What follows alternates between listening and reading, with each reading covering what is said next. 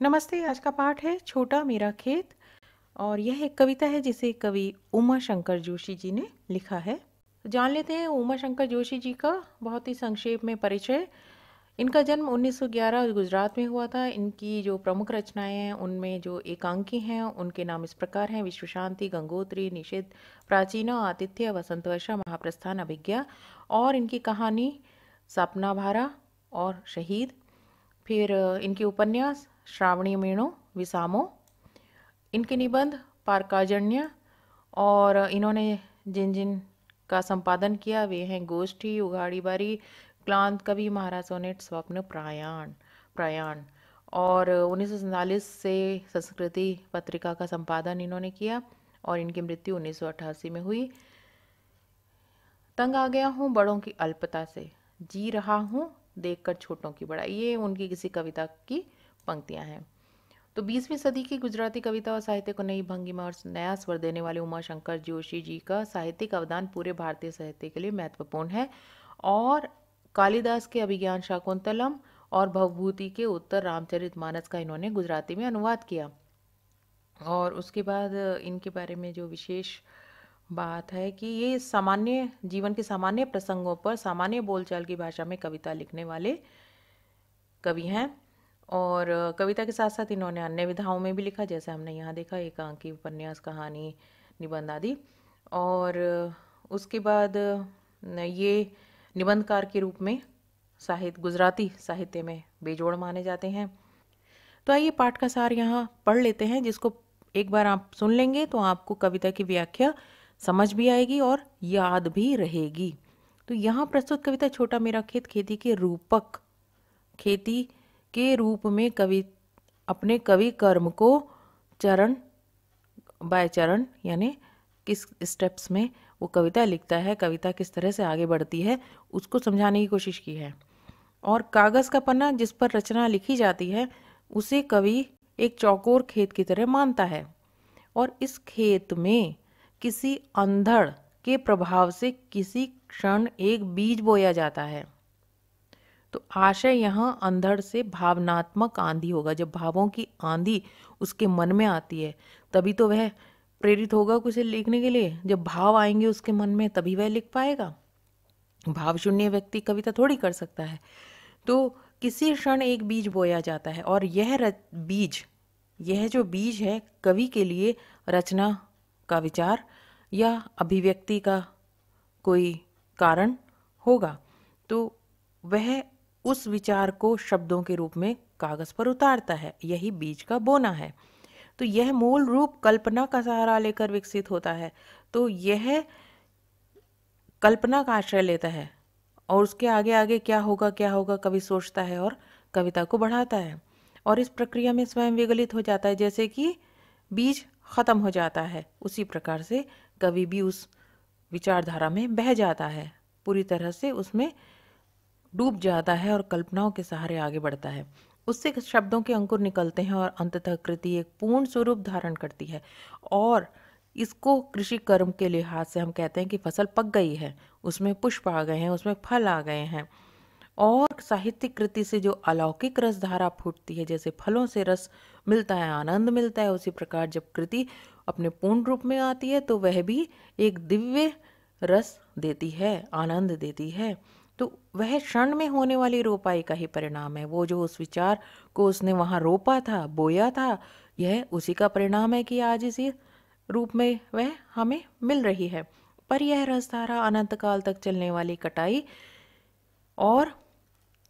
कटाई से भी कम नहीं होती। कहने का मतलब है कि एक बार किसान कटाई कर लेता है, अन्न आ जाता है, वो उसे खा लेता है, ख़त्म हो जाता है। लेकिन यह जो साहित्य रूपी खेती हो रही है यहाँ, यह जो साहित्य का बीज बोया गया है, जो काव्य कर्म का बीज बोया गया है, इससे जो फसल मिली है, इसकी कटाई मतलब इसका आनंद तो आप उम्र भर ही नहीं बल्कि युगों युगों तक ले सकते हैं। उत्तम साहित्य कालजयी होता है, वह अमर होता है और न जाने कितने पाठकों द्वारा असंख्य बार पढ़ा जाता है। तो यही कहा जा रहा है, इस पूरी कविता का निचोड़ यही है, ये जो अभी हम पढ़ रहे हैं। खेत में पैदा होने वाला अन्न कुछ समय बाद समाप्त हो जाता है, किंतु साहित्य का रस कभी चुकता नहीं मतलब कभी ख़त्म नहीं होता। तो आइए शुरू करते हैं पाठ। और ये एक बहुत छोटी सी कविता है, इसको 2 काव्यांशों में मैंने बांट दिया है और दोनों काव्यांशों को व्याख्या सहित मैं अल्पना वर्मा यहाँ प्रस्तुत कर रही हूँ। संदर्भ कविता का नाम छोटा मेरा खेत, कवि उमाशंकर जोशी जी हैं। और प्रसंग में आप लिखिएगा कि इस काव्यांश में कवि ने कवि कर्म की तुलना कृषि कर्म से की है। तो कवि क्या कहता है? कहता है, छोटा मेरा खेत चौकोना, चौकोना अर्थात स्क्वायर, चौरस, जिसके 4 कोने हों, चौकोर। कागज का एक पन्ना, पन्ना पृष्ठ। कोई अंधड़ कहीं से आया, क्षण का बीज वहां बोया गया। क्षण का बीज यहाँ विचार से इसका अर्थ है। कल्पना के रसायनों को पी बीज गल गया निशेष, शब्द के अंकुर फूटे पल्लव पुष्पों से, नमित हुआ विशेष। नमित मीन्स झुक जाना, पुष्प मीन्स फूल, पल्लव मीन्स नए पत्ते। निशेष जब कुछ भी शेष नहीं रहा, पूरी तरह या कुछ भी बचा नहीं, तो पूरी तरह बीज गल गया है यहाँ। तो इसमें कवि पन्ने को खेत बताता है और विचारों को बीज। जिस प्रकार खेत से अन्न उगाया जाता है, उसी प्रकार कवि अपने हृदय में आए विचारों को कविता का रूप देता है, कागज पर कविता का रूप देता है। तो कवि अपने आप को एक किसान की तरह कहता है कि वह भी एक किसान ही है। कागज का पन्ना उसके लिए एक चौकोर खेत के समान है। जिस प्रकार आंधी आती है और उसके बाद बरसात होती है और एक माहौल तैयार हो जाता है खेती का, तब किसान अपने खेत में बीज बोता है। तो इसी तरह जब कवि के मन में भावों की आंधी आती है, भावों का तूफान आता है, तब उसके मन में जो विचार आते हैं, तो कवि अपने विचार को वहाँ उस कागज रूपी खेत पर उतार देता है, खेत में बो देता है, शब्द के रूप में वहाँ उसे उतारता है। और कल्पना के रसायनों को भी बीज गल गया। और क्या होता है कि जिस तरह से एक बीज हवा, नमी, खाद, गर्मी आदि पाकर अंकुरित होता है, उसी प्रकार कवि की कल्पना, उसके भाव जब इस विचार को मिल जाते हैं, तो ये शब्द अंकुरित होते हैं। और जिस तरह अंकुरित होने से पहले बीज पूरी तरह गल जाता है और एक नए छोटे पौधे में बदलने लगता है, उसी प्रकार कविता अपना पूरा रूप लेने से पहले कवि को अपने भावों में पूरी तरह से लपेट लेती है, यानी अपने भावों में ले लेती, बहा ले जाती है। कवि अपने भावों के साथ द्रवीभूत हो जाता है, पिघल जाता है, उसके साथ एकसार हो जाता है। तभी वह कविता को विकास दे सकता है, उसको आगे बढ़ा सकता है। उसे अपनी कल्पनाओं में अपने भावों को रखते हुए आगे कविता कर्म करना है। शब्द रूपी अंकुरित बीज जब कविता रूपी पौधा बनता है, तब उसमें नए नए पत्ते आते हैं, फूल लगते हैं और इनसे वह झुक जाता है। तो उसी तरह से जब शब्द रूपी अंकुरित बीज कविता रूपी पौधा बनता है, तब उसमें भाव रूपी नए पत्ते होते हैं और अलंकार, छंद आदि रूपी फूल खिलने लगते हैं और उनसे वह लद जाता है और उसमें एक विशेष झुकाव आ जाता है। तो यह इसका पूरा भावार्थ कहिए या इसको व्याख्या कहिए। तो यह इसकी व्याख्या थी। और विशेष में आप लिखेंगे कि खेत के रूपक द्वारा काव्य रचना को स्पष्ट किया गया है।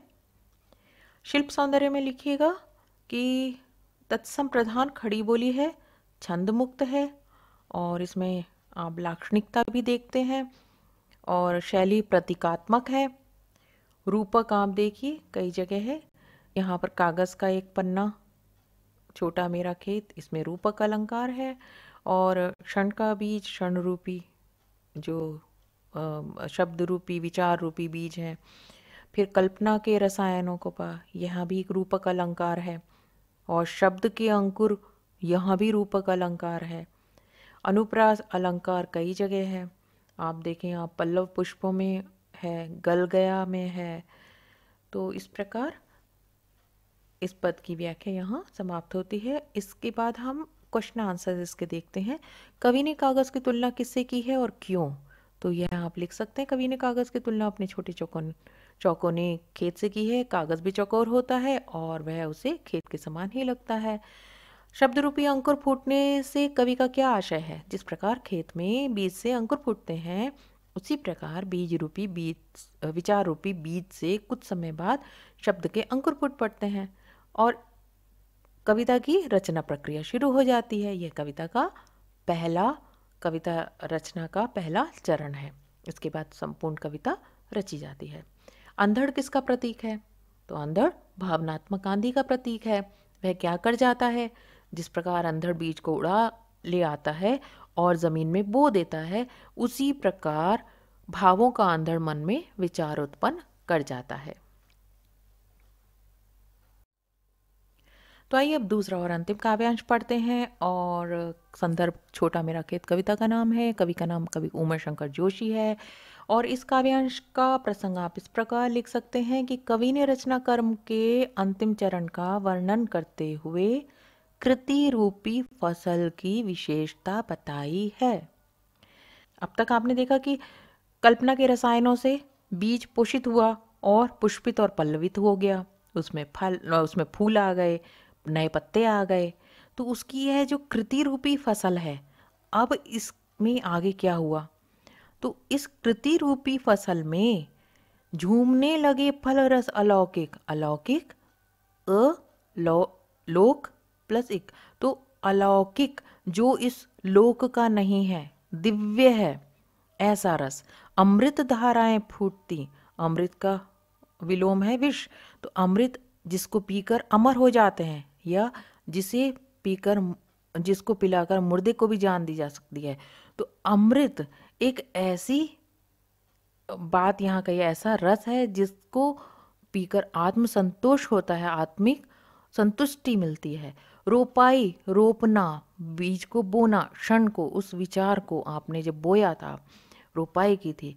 कटाई अनंतता की, और अनंत काल, अनंत मीन्स जिसका कोई अंत नहीं है, अनंत। तो अनंत काल तक आप उसको काटते रहते हो, उस फसल को लुटते रहने से जरा भी कम नहीं होते और उसे आप कितना भी उसका आनंद लो, उसको लूटो। लूटो का अर्थ यहाँ पर है कि उसको कितना भी आप इस्तेमाल करो, उसको पढ़ो, उसका आनंद लो, वह अपने रस में कभी भी कम नहीं होता।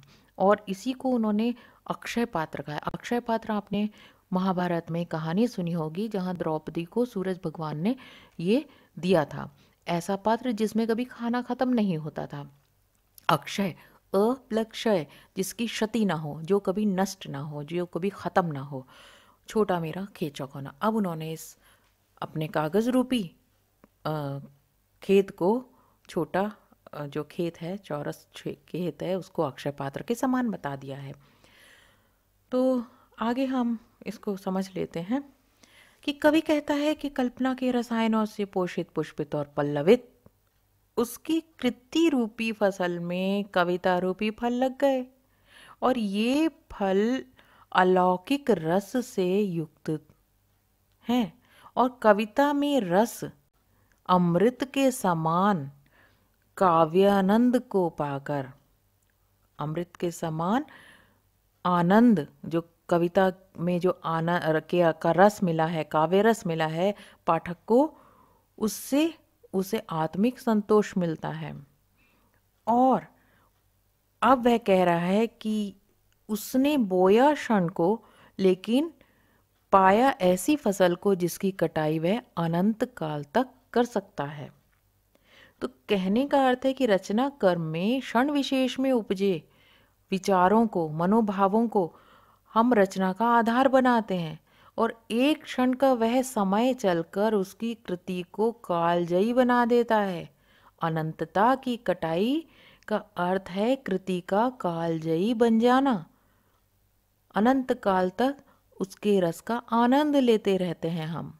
जैसे अब हम आज भी मीरा के पद पढ़ते हैं या फिर कबीर के दोहे पढ़ते हैं, उसकी साखी पढ़ते हैं, रहीम के, बिहारी के दोहों को पढ़कर आनंद लेते हैं। तो ये सब क्या है, उन्होंने कब लिखा और हम आज भी उसका आनंद लेते हैं। तो कहते हैं कि लुटते रहने से ज़रा भी नहीं कम होती, और यह जो काव्य पूंजी है उसे कितना भी लूटा जाए वह कभी कम नहीं होती। रस का अक्षय पात्र सदा सा। अब उन्होंने अपने इस छोटे से कागज रूपी खेत को अक्षय पात्र के समान बता दिया है। कहा है कि इसका रस तो, ये जो साहित्य का रस है, वह कभी समाप्त नहीं होता। किसान का उगाया अन्न कुछ समय बाद खत्म हो सकता है, लेकिन जो साहित्य होता है वह कालजयी होता है।